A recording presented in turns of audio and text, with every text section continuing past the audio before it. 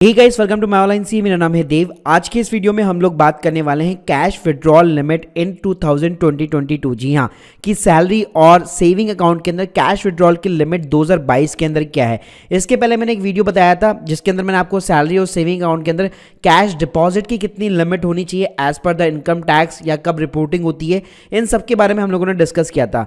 और इस वीडियो के अंदर हम लोग पर्टिकुलर सिर्फ और सिर्फ कैश विड्रॉल की यहाँ पे बात करने वाले हैं। तो गाइस, सबसे पहले बात कर लेते हैं कि जब भी आप कोई कैश विड्रॉल करते हैं अपने सैलरी या फिर सेविंग अकाउंट से तो उसका क्या इंपैक्ट पड़ता है।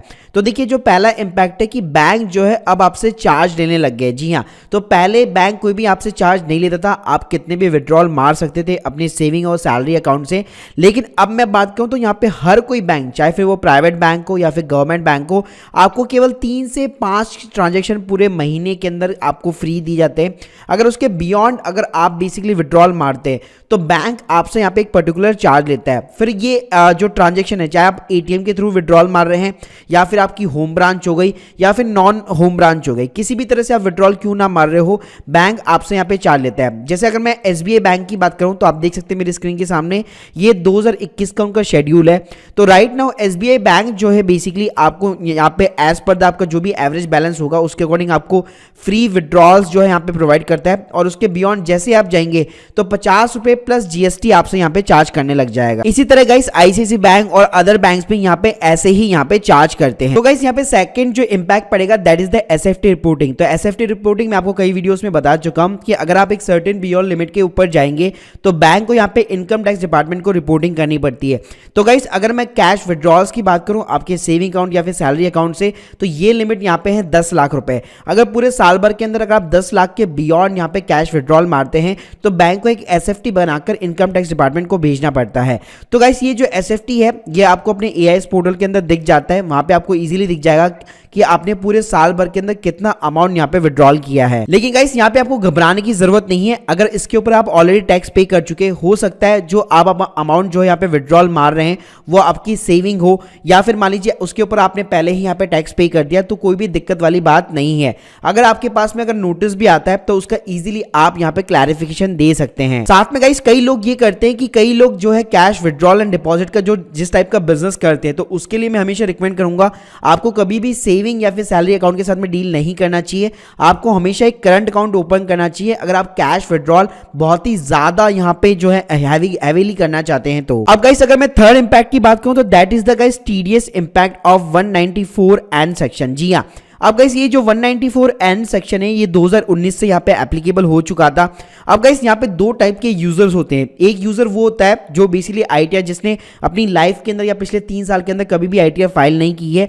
एक यूजर वो होगा जिसने रेगुलरली बेसिस पे या तो वो आईटीआर फाइल कर रहा है या पिछले 3 साल में कभी ना कभी उसने एक बार आईटीआर रिटर्न यहाँ पे फाइल की है। सो गाइस, जिसने भी कभी भी आईटीआर यहाँ पे फाइल नहीं की है तो उसके लिए यहाँ पे लिमिट हो जाती है 20 लाख रुपए। जी हाँ, लेकिन जिसने यहाँ पे आईटीआर फाइल की है उसके लिमिट हो जाती है 1 करोड़ रुपए। अब गाइस, मैं बात करूं कि कितना यहाँ पे टीडीएस कटेगा, तो ऑब्वियसली बात है अगर मान लीजिए आप इस 20 लाख वाली लिमिट में आते हैं, इसका मतलब है आपने आईटीआर कभी भी फाइल नहीं की है, आपने बैंक को आईटीआर अपनी प्रोवाइड भी नहीं की है, तो उस केस में अगर 20 लाख के बियॉन्ड यहाँ पे कैश विड्रॉल करेंगे तो उसके ऊपर सिंपली आपका 2% जो है टीडीएस डिडक्ट कर लेगा बैंक, और वही अमाउंट आपका गवर्नमेंट को डिपॉजिट करा देगा। तो गाइस, यहाँ पे 20 लाख के बियॉन्ड का मतलब ये कि मान लीजिए आपने जो है 4 महीने के अंदर आपने मान लीजिए 20 लाख रुपए विड्रॉल कर लिए।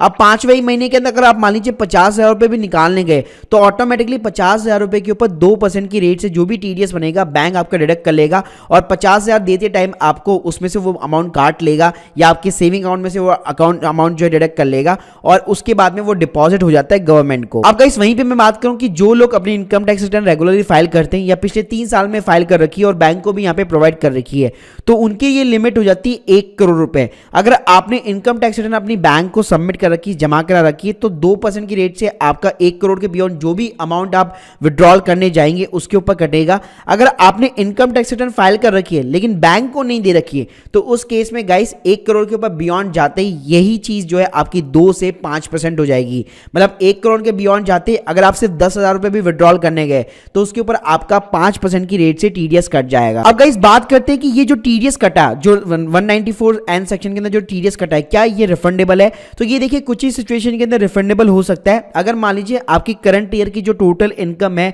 सैलरी की, सेविंग अकाउंट से या जहां से भी आपकी इनकम आती है, सारे डिडक्शन घटाने के बाद में अगर वो लेस देन 2.5 लाख रुपीज है पूरे साल भर के अंदर, या लेस देन 5 लाख रुपीज है, ये दोनों ही सुन लीजिएगा। अगर 2.5 लाख के नीचे तो कभी आपका टैक्स बनता ही नहीं है, और आपका जितना भी टीडीएस कटा हुआ होगा कैश विड्रॉल के ऊपर वो आप यहाँ पे एज ए जो है रिफंड क्लेम कर सकते हैं। अगर वहीं पे अगर मैं 5 लाख की बात करूं, अगर आपकी इनकम 5 लाख के नीचे है सारे डिडक्शन घटाने के बाद में, तो आपका टैक्स जरूर बनता है, लेकिन उसके ऊपर आपको रिबेट मिल जाती है। तो अल्टीमेटली आपका जो भी टीडीएस कटा हुआ रहता है वो पूरा का पूरा आपको यहाँ पे रिफंड मिल जाता है। लेकिन गाइस ये दोनों चीजें करने के लिए आपको हमेशा टाइम के ऊपर अपनी इनकम टैक्स रिटर्न फाइल करनी पड़ेगी, क्योंकि कई लोगों का क्वेश्चन ये होता है कि मान लीजिए मेरा 2019-20 के अंदर जो टीडीएस मेरा कटा हुआ है बैंक की तरफ से, क्या वो इस करंट ईयर के अंदर मैं उसको क्लेम कर सकता हूं? तो देखिए गाइस, एक बार अगर आपकी ड्यू डेट निकल जाती है इनकम टैक्स रिटर्न की, फिर उसके बाद में आप उसको फाइल नहीं कर पाएंगे, और जो पिछले सालों का जो टीडीएस रिफंड भी है वो भी आप क्लेम नहीं कर पाएंगे। इसलिए मैं आपको हमेशा रिकमेंड करता हूं कि टाइम के ऊपर अपनी इनकम टैक्स रिटर्न जरूर फाइल कीजिए, क्योंकि आपका जो भी टीडीएस रिफंड बनता है वो आपको यहाँ पे रिफंड मिल सके। साथ में गाइस आपको कभी भी चेक करना है कि मेरा यहाँ पे कितना टीडीएस कटा हुआ है, या बैंक ने काट के गवर्नमेंट को जमा कराया या नहीं कराया, तो ये चीजें मुझे कहां से मालूम चलेगी? तो गाइस इसके लिए आपको अपना फॉर्म 26A चेक करना पड़ेगा। सिंपली आपको अपने अकाउंट के अंदर लॉगिन करके अपना 26A चेक कर लीजिए। उसके अंदर आपको क्लियरली यहाँ पे दिखा देगा कि बैंक ने यहाँ पे कितना टीडीएस आपका काटा हुआ है और उसमें से कितना यहाँ पे गवर्नमेंट को जमा करा रखा है। So guys hope you like this video, please subscribe channel. अगर आप लोगों के कोई भी डाउट है कमेंट सेक्शन के अंदर जरूर बताइए, और हमारे टेलीग्राम चैनल को ज्वाइन करना मत भूलिएगा। Thank you guys, thank you very much.